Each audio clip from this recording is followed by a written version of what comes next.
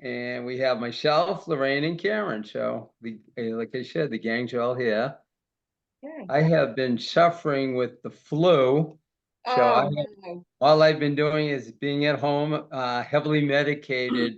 I'm going to go out and pick up a little bit of groceries this afternoon. That'll be my big outing. And hopefully, I'll be better soon. Oh, God. Wow. I'm getting off of a migraine from last night, so bear with me on the migraines. I Oh, man. feel I'm getting better, but it's that, that pounding head and on the visual. So, Yeah, my but son gets them all the time. Is that yeah, something you get a lot? I've gotten them for ever since I had my first child years ago. Yeah, Really? yeah. And then I wonder how that's related.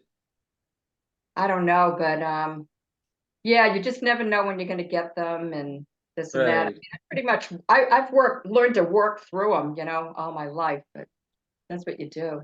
Yeah. Yeah. Yeah. Yeah. Um, so did everyone, all two of you guys, get to read? And you wrote them, Lorraine. Yeah. So I guess it would be Karen. Did you get to Karen. read the meeting minutes from the last meeting? Yes, and I move that we accept the meeting minutes. Thank you very much. Mhm. And let's see who could second the motion. Could it be Lorraine? I guess I will. Okay. Uh, Motion to approve. It's approved. Very Okay, good. great. We're on to new business. Upcoming MOD workshops. Mhm. There's a lot of workshops actually always available. I try to send out uh, emails to you just in case you didn't get them. Upcoming ones include reasonable accommodation and modification and housing workshop, September 18th, 5:30 to 7:30. Mhm. CAP workshops, disability and employment, Mhm. deciding to disclose March 12th, 12 to 1. Reasonable accommodations in employment, March 13th, 12 to 1:30. And disability discrimination in employment, March 14th at 12 to 1:30.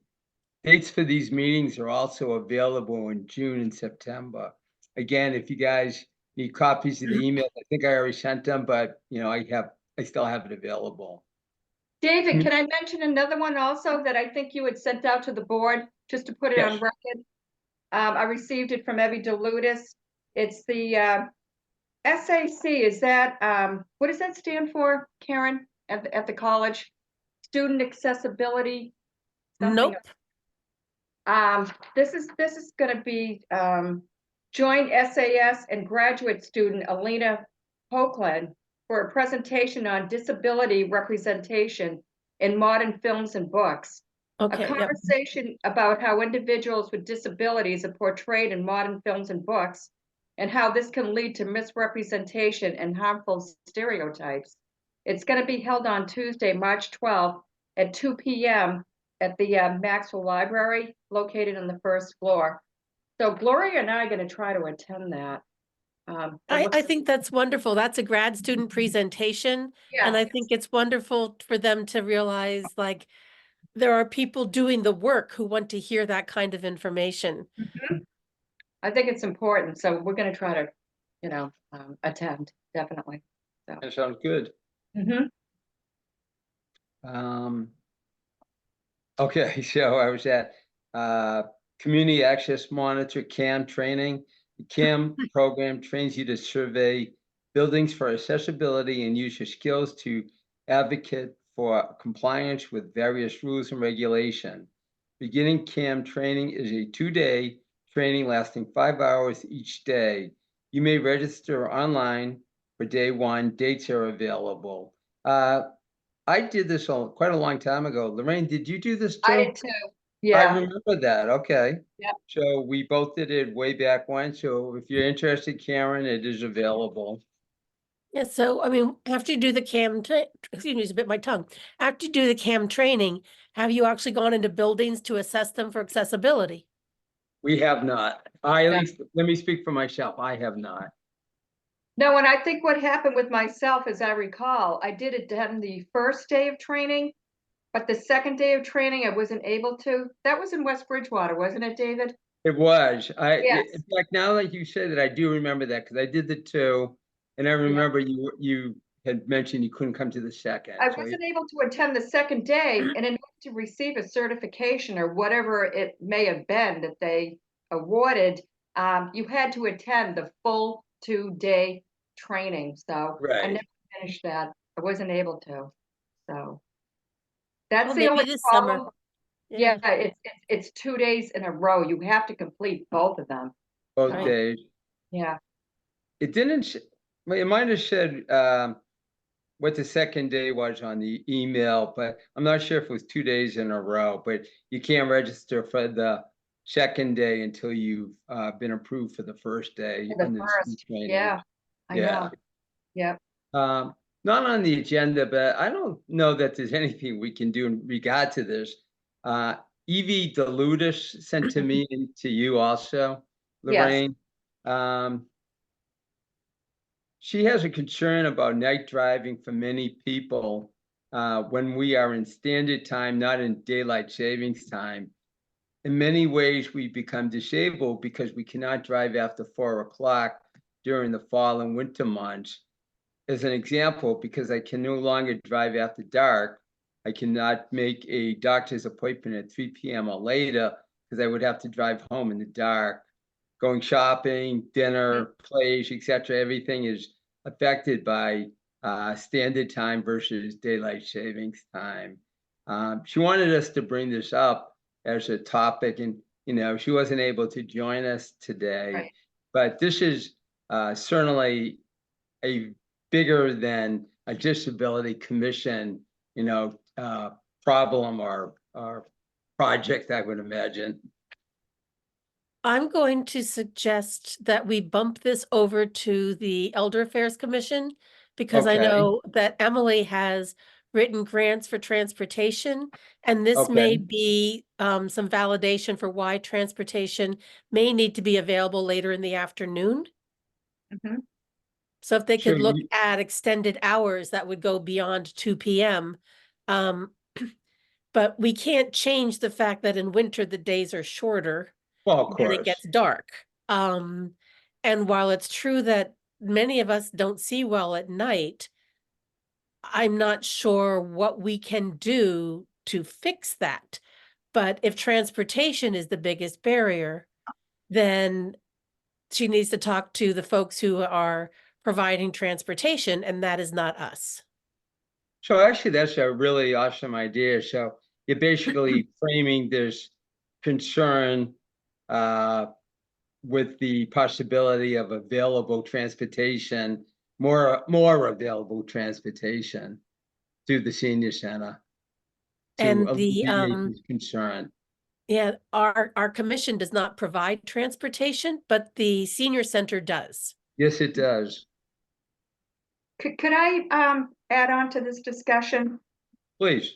In reading further, the email that she sent me, I think what she was interested in, would the commission take this issue under consideration and work in a polling campaign with me to encourage the legislators to make daylight savings time a year-round time?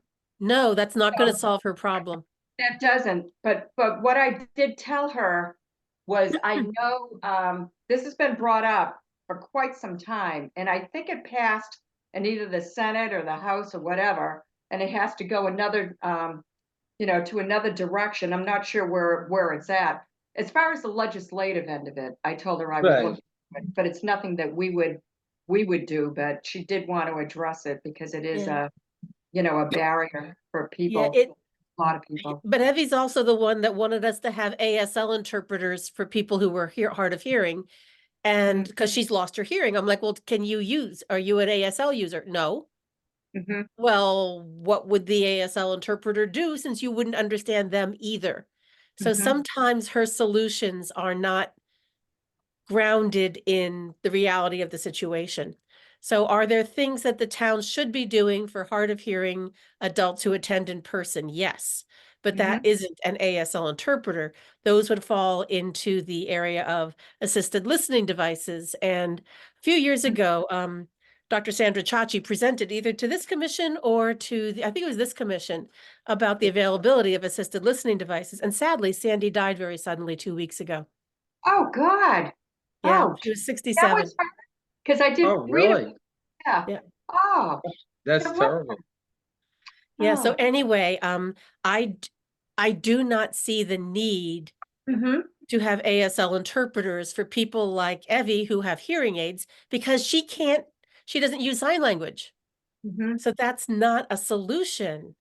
Right. But are there ways to make town meetings, either online or in person, more friendly for people with hearing impairments? Absolutely. Mhm. And some of them are no cost. Turning on the captioning for Zoom is a giant step forward. Mhm.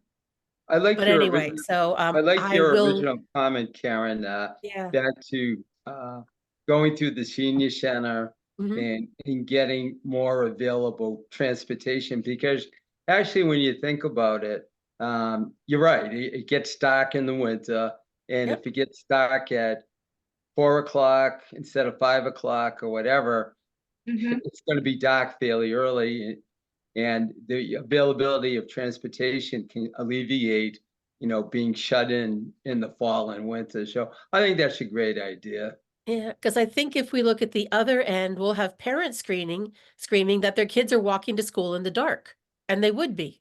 and they would be. I am And gonna take a look and take a look and see where we are at regarding the legislature, because that's been discussed for a long, long time, and I know, Yeah. like I said, it was either the House or whoever did pass it and had to go through several other hurdles, so I'm kind of curious myself as to where we're at, because I personally do not like daylight savings time, so, Right. um, I don't care one way or the other, but it's just kind of like if we make it lighter at one end, it's going to be Mhm. darker at the other. Yeah. And where is the bigger safety concern? Yeah. And I guess I would be in favor of making sure that kids walk to school when it's light out. Mhm. Right. Yeah. Not that I'm not sensitive to the issues of older people, because I am Right. one, but I can rearrange my schedule and they Mhm. can't rearrange when school starts. Mhm. Well, that part So, is true. So I think there's a lot of different opinions on it. oh yeah, It's great to kind of, like I said, look into it. And I always appreciate Evie. Um, as she's very involved with the community and has been active mhm. forever. And I always, Actually, yeah, when go she on. reads, it, so. It's funny because Evie pops up everywhere I go for Yes. any kind of involvement. She's always seems to be there. Yeah. And she is one amazing person. She really is. She Well, definitely she's had is. a lot of children go through her system for sure, as a teacher, I think a first grade teacher for a Yep. long, long time Oh, in yeah. in this school district. So yeah, yeah. Um, Next thing I had, and we've gone through this before, so I don't know if we want to be involved again in that parking availability at Academy Building. Anna brought it up once, and anyways, about 3 weeks ago, I went uh, to the Academy Building. I had a question about one of my excise taxes on my car bill, and I couldn't find a spot. So I left. I went around the other side to see if I could park over there, just those couple spots. Nothing's available, of course. Came back again, there was nothing. And then when I came back a third time, and an electric car left, but I couldn't park there. So then I parked downtown and had a walk. And when I went inside the building, there was two people, residents, doing business. So unless there was a meeting going on, there was only two other people around. I went Hmm. by the next week on a different day and drove through, and there was no spots again, just to kind of confirm. So there's no spots available.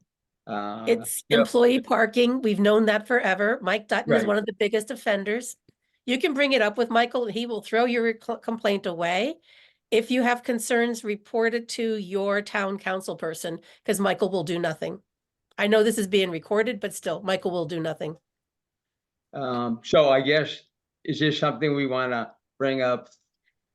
Are through people the- parking illegally in the handicap designated spots in front of town hall? Because that would be the only thing that we could bring up.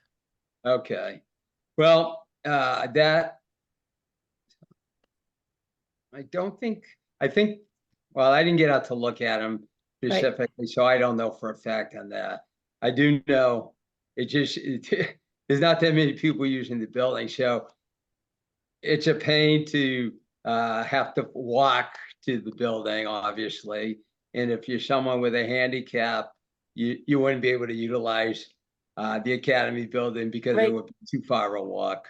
And So it sends the message that the citizens of Bridgewater are not the most important people that would be using the building, and that it's far more important for other people to not walk rather than to be accommodating to the citizens, which is a really unfortunate attitude, but that has been consistent for the entire time I've lived in Bridgewater.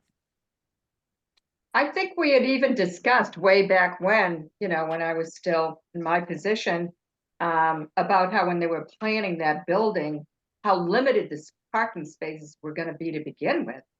So I think at the planning stages, it was gonna be a problem to begin with, and, it ended up moving forward. I don't know why, so. we actually, through our commission, we sent a letter at one time to Mike Dutton about the lack of available spots for residents using the academy building. And they were at that time going to send out letters to the employees to not use the spots there and park in a different designated parking lot. But, that was some years ago now. And this was the first time that in some years when I've gone to the academy building, I just was unable to find any spots whatsoever. So it made me just more aware of it again. I think for myself, obviously, we were at the senior center, so we would have to do town business and try to find a spot, because we were down the street. We couldn't walk up to the, Right. the building. So that was very frustrating for me because I would drive around and around, and I mean, I had to meet with people there and everything else, and it wasn't easy at all. But then my response would be, but you're a town employee. You shouldn't have parked in Yeah. the parking lot there anyway. Yeah, no, but Yeah. what I'm trying to say is just to drop something off for a minute. Right. It wasn't like I could just walk down the street. We were down Wally Kruger Way at the senior center. So that was difficult. And I remember why we wrote the a letter initially. Henry was still part of our commission, and he has a handicap placard for his car. And there's been times that, well, I think there's 2 handicap positions for the academy building. And when they're in use and every other spot's in use, he was unable to park in that lot. And, he had a very difficult time walking. So it was almost impossible for him to get into the building at that point. So that's why it was originally brought up. I do remember that. Yeah, and so I guess as a commission for the folks with disabilities, we can encourage the town police to patrol that parking lot as well and make sure that only handicapped cars with handicap placards are parking in those spots. And if folks are parking in the handicap spots without a handicap placard, then they should be ticketed, much as they would be anywhere else in town. But I don't know how often the Bridgewater police are patrolling the academy building parking lot. Right. And honestly, I don't know. I mean, in the past, when we used to actually go to the academy building in person, it's Right. been years now. Those spots were always legitimately utilized by people with placards on their car. So I've never seen an instance in the past where they weren't legitimately used, but you never know. And we didn't go that often, obviously. So, okay, good. The next thing is the Stiles and Hart Parkland property.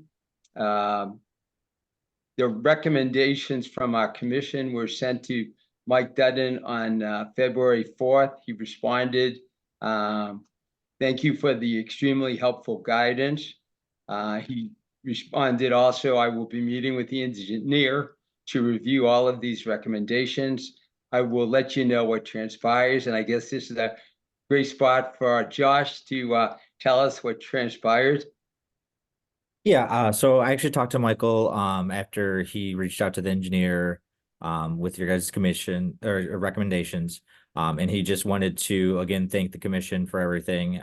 They were things that nobody was even thought of. So he did respond and say that most of the recommendations were already planned by the engineer. So like the gravel and everything.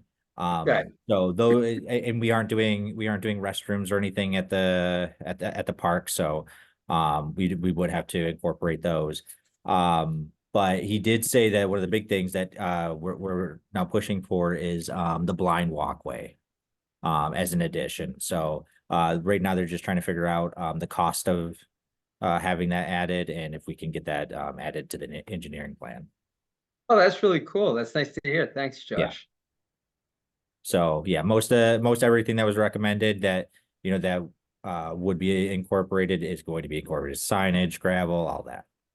Okay, good. Oh, one of the other things I was wondering, are they gonna put a few like almost like park benches? That was one of the ideas along the way. I don't know about the park benches. You mean like on the trail itself? Like as Yeah, like kind of like because rest stops? yeah, a place to stop along the way, exactly. I don't know about that. I can definitely ask if that's going to be like added later or as part of like the maintenance of it, or as if it's part of the initial creation of the trails. Okay. I think I listed it as resting benches, but Mhm. yeah. So, well, I'm glad one of our ideas went through like that. Great, thank you. So, Lorraine and Karen, did you get a chance to read the recommendations at all? Yes, I did. Yeah. Yeah. Yep. Yeah, Yeah. good. Okay. Thank you for piecing that together too. You did a great job, David, Oh, thank you. with your letter. Yeah. You know what I was thinking, and I was almost thinking of doing something like the that rail trail. It's not really a trail, but if they could do something like that around the outside perimeter of Marathon Park, just like another thing to give that park a little extra. What do you guys think? Is that the wrong spot for it? I don't know. So we're talking about having, the blind walkway at the first thing we talked about. Do we need another one?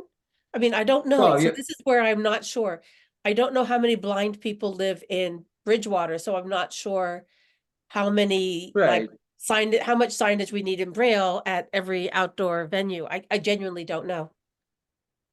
Well, and I'm not thinking of every outdoor venue. I'm just thinking Right. there's a big difference in a children's park, and who's going to go to a children's park. It'll be, obviously children with their parents or Right. grandparents, and then who's going to go to a walk in the woods basically, and now Right. it's totally different age brackets and so forth. Right. So I thought, Right. well, maybe we could also have something similar for children that have a handicap. I don't know. I mean, maybe it's something we could think about because we'd have to get behind it and make recommendations and so forth. And, I don't know how active the Boy Scouts are, but this really sounds a lot like an Eagle Scout project, doesn't it? It does actually. It could, And yeah. Yeah. Eagle Scouts are always looking for projects, and that would be a wonderful idea. Yeah. So they could identify whatever they're looking at, like at this area we have a vernal pool with these kinds of creatures that live here. In the spring you may hear wood frogs, and in the summer you may hear tree frogs or whatever. Instead of pointing out what things would look like, what are the sounds that they would encounter? But I think that you know, I don't know if there are a lot of Eagle Scouts in Bridgewater. I know there's plenty of little girls selling cookies, but I haven't seen the Boy Scouts around. But Well, that does sound a lot like a great, or even like a high school project for folks who are looking for like community service. yeah, you know, the Eagle Scouts are actually involved, or some of them, at the senior center. Oh, good. And last year, they, towards the very end of last year, they made a gazebo style bench on the left side of the senior center. Oh, outside. nice. It's a really nice addition over there, and they're always looking for projects. That was a particularly nice one. So it's something they certainly can handle. Yeah, and so for like for any group that's looking for community service, the Eagle Scouts or a high school club or whatever, Josh, you're right here. If they come through Michael's office, you can say, we've got some ideas from the senior center. We've got some ideas from the Disability Commission, and maybe forward them to David, given his role on both, actually. Yeah, absolutely. So basically, guys, that's all I have, because everything else was going to be the Commission on Disability Sample Goals and operating bylaws. And we decided to wait until we have a full group again. So that's it that I have for the meeting. What about you folks? That's all I've got. Last night, Mike and I came back from dinner. We went to Grill 58 in Halifax. Yeah. And actually earlier during the day too, I had gone past, you know, where High Pond is. And I think it was, I'm trying to think, maybe it was the water treatment plant, the street that's on, or wherever. But what I'm getting to is I noticed a lot of flashing lights, stop signs, they flash during the day. And there was another kind that flashed during the day. I was thinking, why couldn't we have something at housing that just continuously flashes at that crosswalk? That's nothing that can be done there. I'm still thinking about that crosswalk, you know, at housing. I know there's, you know, they put up new signage and this and that, but I just wish there was something that just drew your attention to it, you know? I know where the students cross, there is a sign that will flash, but they have to hit the button, because what happens is if it flashes continuously, folks ignore it. True. But if there is like a crosswalk where they have to hit the button and the stop sign or something flashes, then because it's different, people will notice it. But if it's flashing all the time, folks will just learn to ignore it.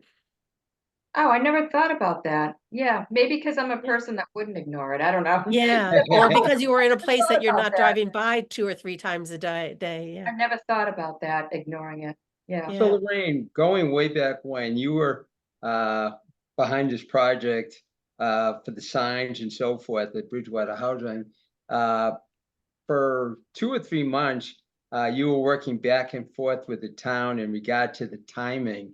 Did they ever get that to a good system where there was a lengthy enough time for people to cross comfortably? From what I gathered, they felt that it was, you know, at a sufficient time frame, and that was the last that I heard on it. So, I yeah, I had mean, yeah, there's no more you can do than that. But Yeah. I still hear from people that reside in housing that, oh, that just doesn't give us time to even cross halfway, but maybe that's just the timing of it, and, you know, I don't know, you know, so. It's probably the standard timing, but not the Yeah. timing for somebody who's elderly. Because I Yeah. know even the timing for closing elevator doors is different for a regular elevator as compared to an elevator in a medical facility or a nursing home. Right, Huh. yes, yeah, I never so, thought of that before. Yeah. yeah.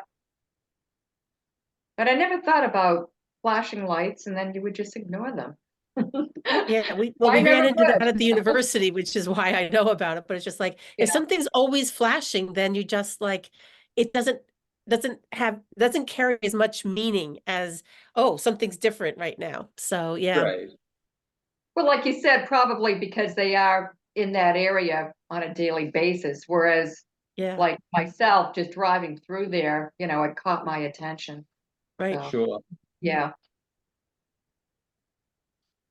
Gee, now you got me in the mood for Grill 58. I have not been there in, I don't know how long. David, you've been there before, haven't you?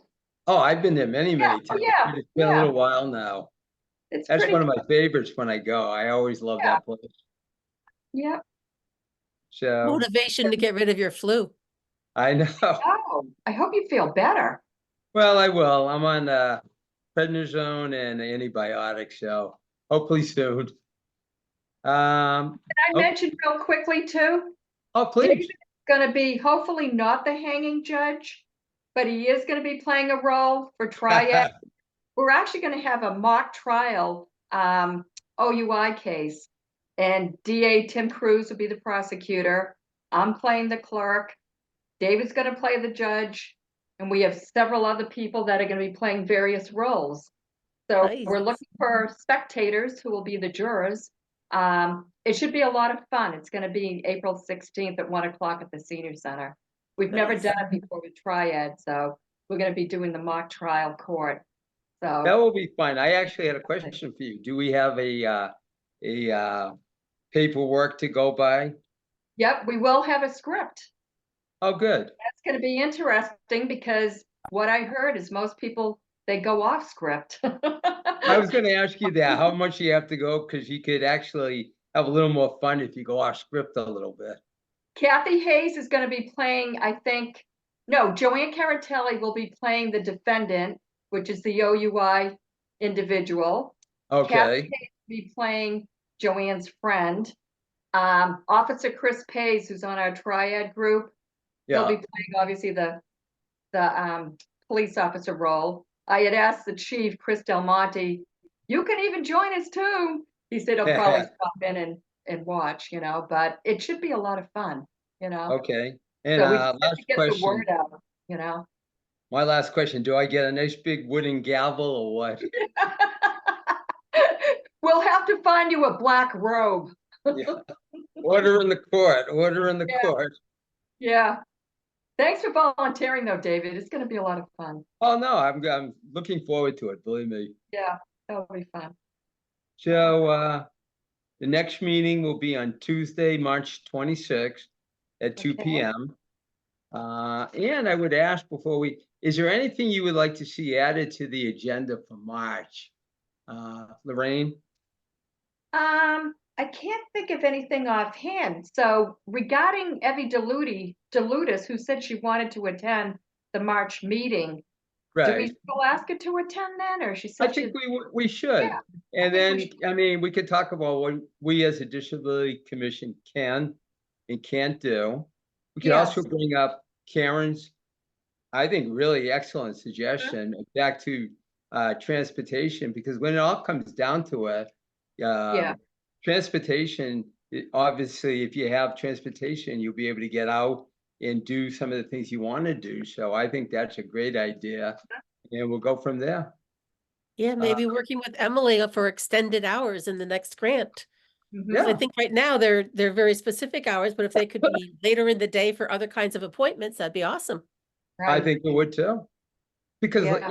and that's a good point, because life doesn't stop at 4 o'clock in the afternoon, and it Right. would be nice to have availability to go out and do things at night, and even if you are unable to drive at night. So I think that's great.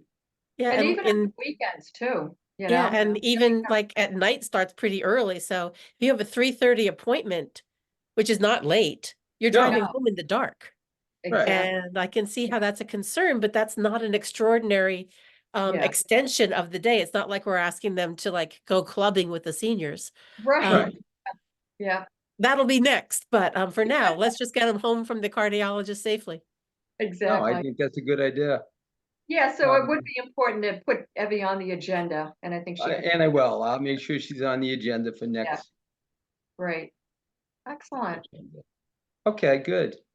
Karen, is there anything you would like to add Nope. next month? Okay. Mhm. So, I mentioned the date. Do I have a motion to adjourn the meeting? I I'll move make we adjourn. I'll Lorraine second is it. second, or Karen- you can Karen flip it beat either ya. way. Oh, So no, I no, need to either way. second, I think Lorraine, did I hear you second it? Mhm. Yes, Okay. So meeting is adjourned. Thank you for your time, folks, and have a good day. Take Thanks. care. Hope Yeah, you feel everyone. better, David. Thanks, I will. Take care, guys. Bye.